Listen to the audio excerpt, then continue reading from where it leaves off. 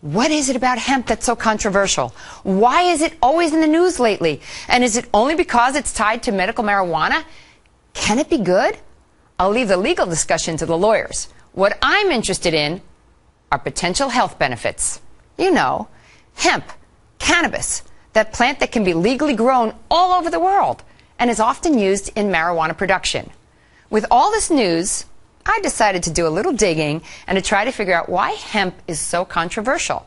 I mean, hard liquor is legal and it has no redeeming health qualities whatsoever. So does hemp have any redeeming qualities? We'll find out. With us is the author of Cancer, Step Outside the Box, Ty Bollinger. Hi, Ty. Thanks for being with us. Thank you, Carol. One of the really incredible things I was reading about in your book was hemp. Yeah. Marijuana, basically. Right. Tell us the history of hemp, because I found this quite unusual. Well, hemp has the reputation now as being this evil weed. But the medicinal history of hemp is quite fascinating. Back as far back as the 1930s, there were medicinal hemp tinctures in almost every pharmacy in the United States. Hang on, I want to go even further back. Yeah. Didn't you write in your book that Washington and Jefferson and Lincoln and all these presidents actually grew hemp, so it was legal to grow everywhere? They did. And they could use it as they wanted to use it? Yes, as a matter of fact, some farmers in the colony of Virginia were required to grow hemp. And so it's such a good fiber, very good for making clothes, a lot of different industrial uses for hemp. Ford thought it was strong enough to make a car out of it, and he did. It was as strong as steel. Yeah, one of the first Model Ts was actually made from hemp, and it ran on hemp fuel. And then the enemy of hemp was William Randolph Hearst. With paper. Well, yeah, Explain with the newspapers. Well, hemp is a much more efficient way to make paper. In 1 acre of hemp, you can do 10 times the amount of paper than 1 acre of trees. So why did he want it outlawed? Because he owned thousands of acres of forest that when he owned paper. So this was a political thing. It had really nothing to do with hemp itself. Exactly. It really didn't. It was more about the money. It was more about eliminating the competition. And so that's why hemp was demonized and thought of as this evil weed. They put out propaganda films like Reefer Madness and so forth to make people afraid of hemp.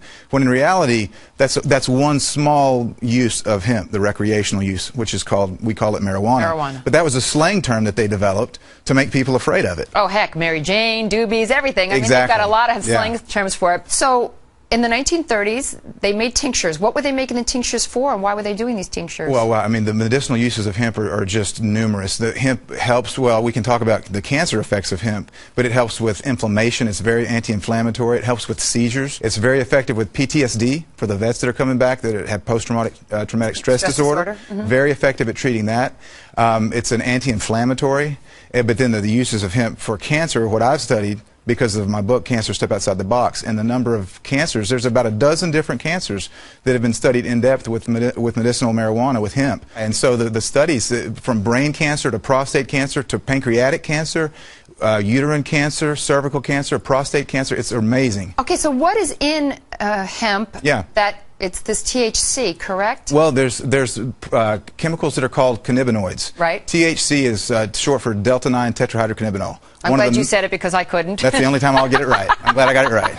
So that's the one, THC is the one cannabinoid that everyone's familiar with. That's the one that's psychoactive, and that's the one that gets you high if you smoke it. Okay. But there's other cannabinoids. One is called CBD, cannabidiol, and it's very medicinally used. There's no psychoactive component of CBD. So what do they do? Extract these and make tinctures? Yeah, or you can make tea out of? You can make tea. You can eat it. It's a great superfood. You're into raw. A lot of people use raw hemp in their superfood. Well, do you get high off of hemp if you eat it as a superfood? No. Well, or just the seeds? You've got to heat the THC to make it become psychoactive. So people that eat the plant, they put in a smoothie.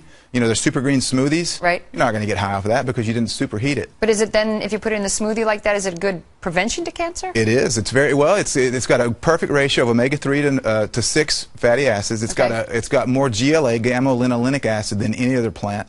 So it's got some really great fats. You're well aware of the importance of good fats in your diet. Yeah. So hemp it's a perfect superfood to eat. But it's also medicinal. I just never understood why hemp had gotten such a bad rap, and now I understand that it was really politically motivated by somebody who owned basically trees and didn't want to be in competition with the hemp to make paper.